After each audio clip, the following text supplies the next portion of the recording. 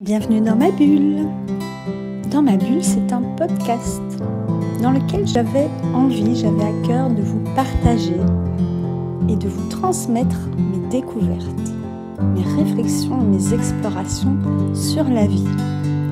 J'avais envie de vous parler de spiritualité, de vous transmettre des clés également pour vous reconnecter à vous-même, des outils de connaissance de soi, des outils de bien-être au quotidien pour retrouver sérénité et harmonie dans votre vie. Bienvenue dans ma bulle. Aujourd'hui, j'avais envie de vous parler de relations. Qu'elles soient professionnelles, amicales, sentimentales, la relation, c'est quoi ? Comment avoir des relations plus équilibrées, des relations épanouissantes, qui nous tirent vers le haut, comment s'entourer de personnes qui sont authentiques avec nous, comment accepter aussi que certaines relations sont là pour un moment, pour juste un passage ou une leçon, que d'autres sont là pour durer et sont vraiment des liens et des liens de cœur et qui sont là pour durer même au-delà de la vie. J'avais envie de vous parler de ce sujet puisque c'est un sujet, je pense, qui nous préoccupe tous. On est tous, qu'on le veuille ou non, des êtres de relation. L'être humain est par essence un être de relation et a ce besoin en fait primordial, essentiel d'être en relation. On avait vu à l'époque, il y a des dizaines d'années, des expériences qui montraient que des enfants qui n'étaient pas en lien, qui n'étaient pas même touchés, mais qui n'étaient pas en lien, se développaient différemment que des personnes, des enfants qui étaient en lien. Et d'ailleurs, ça me fait penser en fait à cette donnée que les scientifiques ont étudiée, c'est que les particules microscopiques, on a remarqué qu'en fait se comportaient différemment selon si elles étaient observées ou pas observées. Donc ça veut bien dire que déjà dans notre façon de vivre, dans notre comportement, on est influencé par les autres inévitablement. Et évidemment, c'est peut-être aussi même en fonction de ce regard-là qu'on va ou non être telle ou telle personne. Donc c'est intéressant aussi d'accepter cet état de fait, c'est qu'on a un regard sur nous au travers du regard des autres finalement, et c'est un peu aussi l'idée qui est assez répandue de ce qui est en l'autre, ce que je n'aime pas chez l'autre, c'est ce que je n'aime pas en moi, ce que je n'ai pas réparé en moi, donc ce fameux effet miroir, et c'est vrai que c'est quelque chose qui peut être très enrichissant de voir chez l'autre un miroir et une opportunité d'évoluer, de changer de regard aussi. Alors les relations, c'est quoi ? Ce sont des liens et des rapports. Ce sont des rapports de dépendance ou d'influence réciproque. Je mets le doigt sur ce mot réciproque entre les personnes. Donc relations, un rapport de dépendance ou d'influence réciproque entre les personnes. C'est vrai qu'on parle beaucoup justement de la dépendance affective par exemple dans les relations. Mais moi j'avais envie aussi quand même de rappeler que malgré le fait qu'on ne veut pas évidemment être dépendant affectivement de quelqu'un d'autre, il ne faut pas oublier qu'on est quand même, quand on est en relation, interdépendant.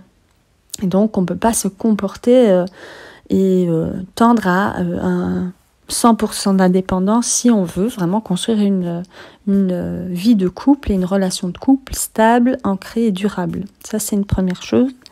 La deuxième chose, donc la deuxième définition, ce sont les liens entre groupes et entre les peuples, les relations. Donc il y a bien une idée de rapport et de lien, et c'est vrai que moi je vois souvent que en fait ce lien il est souvent invisible en fait, mais c'est intéressant d'aller voir ce qu'il y a dans ce côté impalpable, invisible qu'il y a dans une relation. Et puis, le mot réciproque, ça m'a beaucoup parlé parce que oui, je pense qu'une bonne relation saine, stable, équilibrée, doit être équilibrée au niveau du donner et du recevoir. Donc, qu'est-ce que vous donnez à l'autre ? vraiment. Et là, on ne parle pas forcément que du matériel, hein. Donner son attention, donner du temps, donner de l'énergie, c'est aussi donner. On n'est pas obligé de donner des billets, quoi. On peut donner du temps, de l'attention, de l'énergie pour l'autre. Mais quand vous donnez et que vous ne faites que donner, hein, comme ça peut être le cas pour beaucoup de femmes, je parle de femmes puisque c'est ce que j'expérimente moi, eh bien on a parfois un déséquilibre et on ne reçoit pas exactement à la hauteur de ce qu'on donne. Bien sûr, voilà, c'est une relation qui doit être équilibrée, réciproque, qui parfois demande un temps d'ajustement. Souvent, on veut se protéger aussi des autres, de nos relations. Mais dans cette idée-là, finalement, on dresse un peu une armure de protection et on porte beaucoup de masques pour essayer de protéger même cette relation. Et au final, on se rend compte que cette relation n'aboutit pas ou n'arrive pas à perdurer, qu'on doit y mettre fin. C'est peut-être aussi voir que l'autre n'est pas forcément là pour vous attaquer ou là pour nous faire mal. Mais c'est clair que oui, il a peut-être des comportements qui ont... pour vous dépassent vos limites ou portent des schémas qui ne vous conviennent plus, eh bien vous êtes aussi responsable de pouvoir dire ça ne me convient plus. Mais je pense que dans des relations authentiques, on n'est pas obligé de mettre une armure de protection et d'être absolument autonome, indépendant à 100%. En tout cas, c'est pas mon cas. Moi, je suis pas autonome, indépendante à 100%. Mon compagnon ne l'est pas non plus. Finalement, il y a quand même une certaine interdépendance. Et c'est vrai qu'avec toutes les découvertes qu'on fait, voilà, il y a beaucoup de contenu qui parle de la dépendance affective, des relations toxiques aussi. Et j'aimerais revenir sur ça parce que finalement, oui, ça peut faire aussi du bien de comprendre les mécanismes qui sont mis en place aussi dans une relation.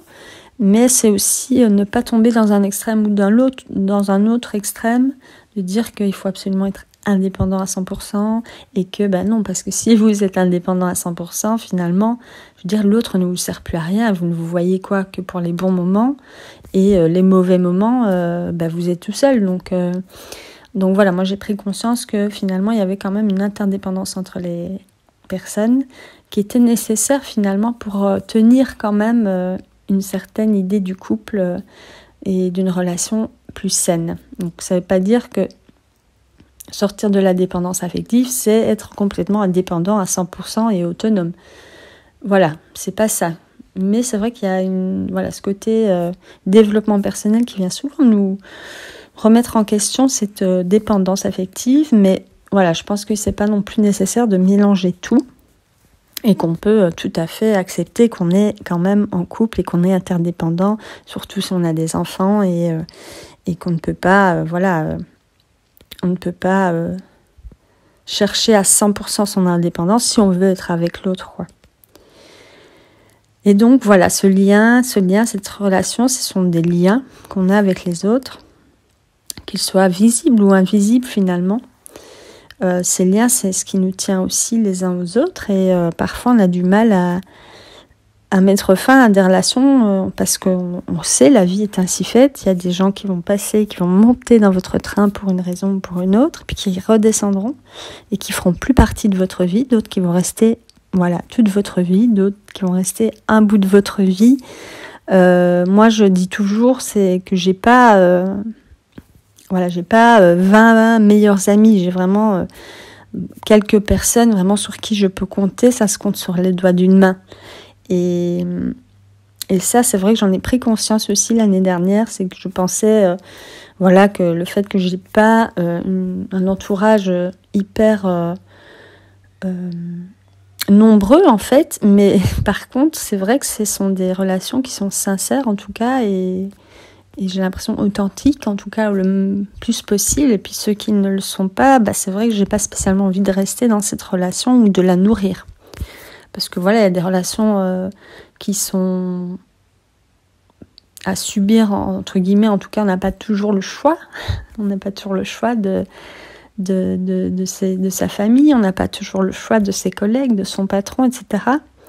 Même si j'aime à dire qu'on a finalement toujours le choix, mais Mais voilà, parfois on est amené à subir certaines personnes, donc on est en relation avec eux, et l'idée c'est peut-être de ne pas nourrir si ces relations vous font du mal ou sont énergivores pour vous. C'est souvent ce qu'on me dit, c'est drainant, vampirisant, voilà. Donc il y a ce côté, j'arrive pas à me protéger et en même temps je me sens attaquée, donc finalement il y a une sorte d'insécurité qui est là et qui nuit en fait à la relation et à la stabilité et à l'harmonie de la relation. Et donc voilà, c'est intéressant aussi de regarder un peu toutes les relations qu'on a. Et tiens, est-ce que votre énergie, vous la mettez vraiment dans des relations qui sont importantes pour vous, ou est-ce que vous continuez à faire, à rester dans la surface, dans la superficialité avec certaines personnes qui vous drainent finalement et qui finalement ne font que prendre votre énergie. Donc c'est intéressant d'aller voir aussi dans quoi vous mettez votre temps, votre énergie, à qui vous donnez finalement votre temps, votre énergie, que ce soit immatériel ou matériel. C'est important de faire le point de temps en temps. Et je pense qu'on était un peu tous dans cette idée, en tout cas c'était beaucoup présent dans l'inconscient collectif, j'ai l'impression, j'ai eu beaucoup de conversations avec des personnes qui avaient des remises en question sur leurs relations. Et moi je pense que vaut mieux avoir peu d'amis mais des bons, quoi, et des authentiques surtout, c'est-à-dire qui n'ont pas peur de vous dire les choses, qui n'ont pas peur de vous montrer aussi leurs failles, leurs vulnérabilités, qui n'ont pas peur de dire les choses avec quand même bienveillance, mais avec authenticité, vérité, et qui sont aussi là pour vous écouter, pour vous donner aussi en retour, que ce soit immatériel ou matériel.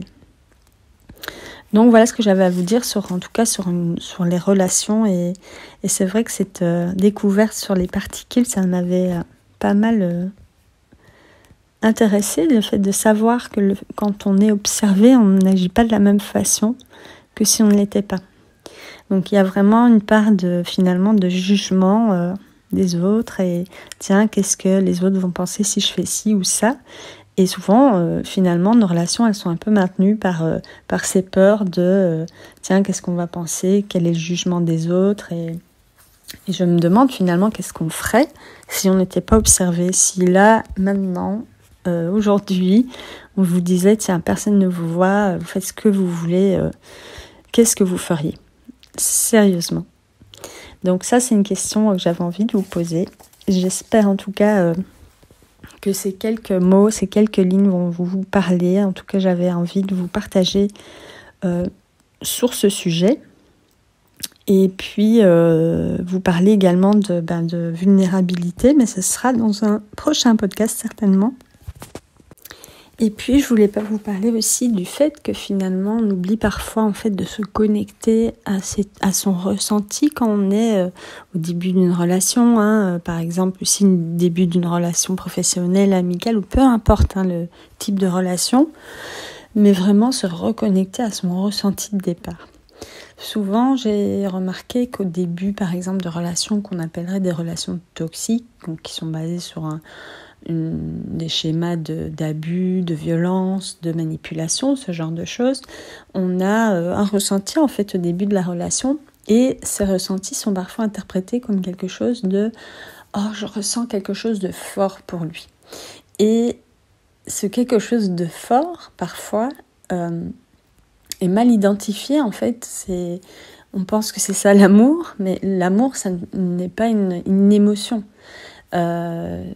C'est pas un ressenti, c'est vraiment plus grand que ça. On a même du mal en fait finalement à définir qu'est-ce que c'est l'amour.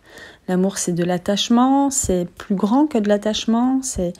On parle aussi d'amour inconditionnel, donc du coup, est-ce qu'on doit quand même poser des conditions dans une relation si on veut vraiment aimer l'autre ?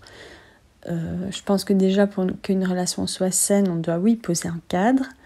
C'est ce que j'ai appris aussi ces derniers mois, c'est que le cadre favorise une relation saine, ancrée, stable, avec des codes, donc des limites, et donc le fait que plus personne n'ait envie de se marier en 2022 ou ait peur de ça, n'a pas aidé non plus dans la concrétisation d'une relation sur le long terme et durable.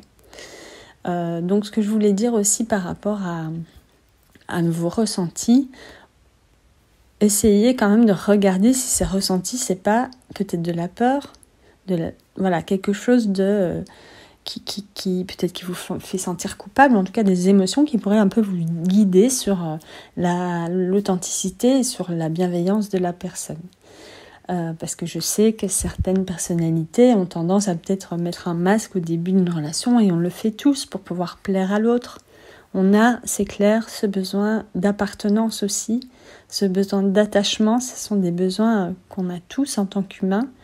Donc le besoin d'être aimé finalement, et le besoin d'être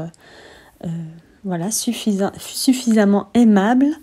Et donc c'est intéressant de regarder aussi nos ressentis au début d'une relation. Ça peut vraiment nous donner beaucoup d'indications sur la relation, comment la faire évoluer de la meilleure manière, et en tout cas mettre des bases les plus saines possibles. C'est en écoutant ses ressentis, et c'est vrai que j'ai beaucoup de mal quand on dit cette personne est toxique. Ce n'est pas vrai, c'est la relation qui est toxique, que peut-être aussi vous avez mis un masque, peut-être aussi vous avez manipulé, peut-être que aussi vous avez montré qu'une face de vous et pas toutes les faces, que vous avez montré votre côté bon garçon ou bonne fille, mais que vous n'avez pas montré votre côté vulnérable. Donc c'est quand même un échange réciproque, je le rappelle, et donc ça fait que les deux personnes sont responsables de la relation et que ça ne vient pas que d'un côté ou de l'autre. Parce que comme je vous le disais, dans le développement personnel, dans toutes ces informations qu'on a grâce au réseau, et c'est très bien de faire évoluer les mentalités, d'ouvrir le regard des gens, etc. C'est très bien. Mais tombons pas dans un extrême qui serait de regarder l'autre comme un ennemi et dire voilà, le problème c'est lui, c'est pas moi. Donc j'aimerais quand même vous faire passer ce message qu'on est tous responsables de nos relations. C'est un échange réciproque, et c'est peut-être ça qui fait finalement le plus de mal, c'est de se rendre compte que mince, en fait, j'ai peut-être pas montré, j'ai peut-être pas été vraie, ou j'ai peut-être pas osé montrer ma vulnérabilité, ou j'ai peut-être agi par peur de ne pas plaire ou de déplaire. Et du coup, la relation, elle est telle qu'elle est, parce que il y a toutes ces choses que vous avez mis en place, tous ces murs que vous avez construits entre vous et l'autre. Donc c'est intéressant, c'est ça que je vous disais, d'aller voir dans ce lien invisible, qu'est-ce que vous avez construit qui vous rapproche de l'autre, ou qu'est-ce que vous avez construit qui finalement vous en éloigne. Donc c'est aussi une façon de reprendre sa propre responsabilité et finalement sa souveraineté. C'est vrai que la prochaine bulle collective va avoir lieu bientôt, et ce sera sur ce thème justement de la souveraineté et de s'autoriser. Donc qu'est-ce qu'on s'autorise vraiment à montrer à l'autre? Qu'est-ce qu'on s'autorise à être devant l'autre? Est-ce qu'on est vrai? Donc voilà, c'est tout, c'est l'idée d'être finalement, de se rapprocher le plus d'une version authentique de nous-mêmes. Et j'avais bien aimé le livre sur ce sujet. Je crois que le titre, c'était « Arrêtez d'être gentil, soyez vrai ». Et c'est peut-être ça, je pense, la clé finalement d'une relation saine, équilibrée et réciproque. C'est peut-être ça, l'authenticité, soyez vrai. Et puis, si les gens ne vous aiment pas tel que vous êtes, au moins vous saurez, ça aura fait le tri sur vos relations. Continuez à alimenter des schémas et des relations qui, vous le savez, ne sont pas bonnes pour vous et vous drainent et vous font souffrir. C'est pas forcément une idée. Mais sans en rentrer dans l'extrême, ça va pas, je le quitte. Non, il y a quand même un juste milieu à trouver, et puis plus particulièrement dans le couple, évidemment. C'est à remettre en perspective et à nuancer toujours, je vous le rappelle. Moi, je détiens aucune vérité absolue. Moi, je suis juste là pour vous partager mes expériences, mes apprentissages, peut-être vous donner des clés de compréhension, mais après, vous avez, comme je vous le dis toujours, votre propre discernement, votre libre arbitre pour interpréter en fonction de vos expériences propres. Et puis également, je voulais vous parler de l'aspect des des limites qu'on peut poser dans une relation quand la relation est parfois un petit peu parasitante ou voilà, vous ne savez pas trop bien voilà, quelles limites sont acceptables pour les autres. Il y a vraiment une question de poser des limites qui sont déjà justes pour vous en premier lieu, et si elles ne sont pas comprises, ces limites, ou pas acceptées, après on peut les bouger un petit peu, les barrières, on n'est jamais... mais il y a quand même cette notion de pouvoir définir son espace personnel, ses propres limites. Et dans une relation, voilà, c'est aussi important que ces limites, finalement, soient un petit peu un cadre, quoi. Donc c'est vrai que je vous parlais tout à l'heure de cadre, c'est vraiment aussi important. Ce cadre, il est là pour... maintenir une certaine sécurité dans la relation finalement. Et donc le cadre, ça va être des limites claires, ou professionnellement, vous avez un contrat de travail qui est clair, c'est noté, c'est la limite, etc. Donc c'est important quand même, et je sais que c'est une question qui revient souvent lors de mes accompagnements, c'est mais comment poser des limites ? Comment faire pour ne pas se laisser impacter par les autres, par leur énergie, par leur vampirisme ? Eh bien, il n'y a pas de secret, c'est poser des limites. Et poser des limites, c'est par exemple dire la plus grande formule magique qui existe sur Terre, c'est non. N-O-N. Après le nom, vous pouvez même mettre un point. Il n'y a pas à justifier ou quoi que ce soit. La limite, c'est vous qui la connaissez. Si l'autre veut la dépasser, bien sûr qu'il est libre de la dépasser, mais en fonction de vous, après vous pourrez ajuster votre comportement ou le fait que vous avez envie ou pas d'alimenter cette relation. Pour moi, ça a été très important de reposer des limites parce que j'étais quelqu'un de... voilà, en tant qu'hypersensible déjà, on est assez rapidement la cible de vampires ou de parasites, et donc ils veulent entrer chez vous, voilà, ce genre de choses. Je vais pour simplifier, mais en tout cas, il y a cet aspect limite qui est très, très, très important. Voilà, surtout pour des personnes qui peut-être en ont un peu moins que vous. Et puis, la dernière chose que je voulais vous partager, c'est la place que vous prenez dans la relation. Donc, vous allez choisir de prendre une telle ou telle place. Pas pour des raisons d'utilité, pour des raisons peut-être de schéma, parce que vous reproduisez un schéma transgénérationnel par exemple, ou de vos parents, ou alors où vous allez prendre la place, rester à la place que vous étiez lorsque vous aviez vécu par exemple un trauma quand vous étiez enfant. Et donc vous allez à chaque fois prendre cette place et alimenter cette place tant que vous ne comprenez pas finalement l'enseignement. Finalement, il n'est pas toujours question de trouver sa place dans un groupe ou avec les autres ou dans ses relations, mais déjà de comprendre quelle place on a déjà, si vous êtes là, c'est que vous avez déjà une place, de voir un peu peut-être le lien avec la place de votre mère ou la place de vos frères et sœurs, ou en tout cas le fonctionnement d'un groupe, que ce soit familial ou transgénérationnel. Donc ça peut être une grande-tante, une grand-mère, n'importe qui qui a pris à peu près la même place que vous. C'est intéressant en tout cas d'aller voir et de faire un petit peu un rewind, donc regarder un peu en arrière pour voir si c'est la place que vous avez en ce moment dans votre couple ou dans vos relations, quelles qu'elles soient, et bien de voir quelle place vous prenez en ce moment et si cette place vous convient ou pas, et si elle ne vous convient pas, peut-être de faire les ajustements nécessaires pour retrouver une place qui vous plaît plus. Je parle de ça parce que ça a été aussi un questionnement ces derniers temps. J'avais l'impression de ne pas être à ma place, de ne pas toujours trouver ma place dans certains groupes, ou de ne pas me sentir à l'aise dans certains événements, tout simplement parce que je n'avais pas la place que je voulais et j'avais pris une autre place, peut-être pour telle ou telle raison. En tout cas, j'ai fait un travail sur cette idée-là et c'est vrai que ça m'a beaucoup aidé aussi à redéfinir en fait la place que je voulais finalement prendre et à ne plus subir la place que j'avais inconsciemment prise. Donc c'est toujours aussi intéressant d'aller voir au-delà, même si moi j'aime travailler au présent, on peut quand même obtenir quelques clés dans les schémas transgénérationnels pour pouvoir s'ajuster et retrouver une belle place. Et donc, dans cette idée voilà, de retrouver sa place, je voulais aussi vous partager sur le fait qu'on est finalement la somme des 5 personnes qu'on fréquente le plus. Donc, je vous le disais, les bonnes relations, elles se comptent vraiment sur le doigt de la main, sur les doigts d'une main. Et peut-être regarder autour de vous.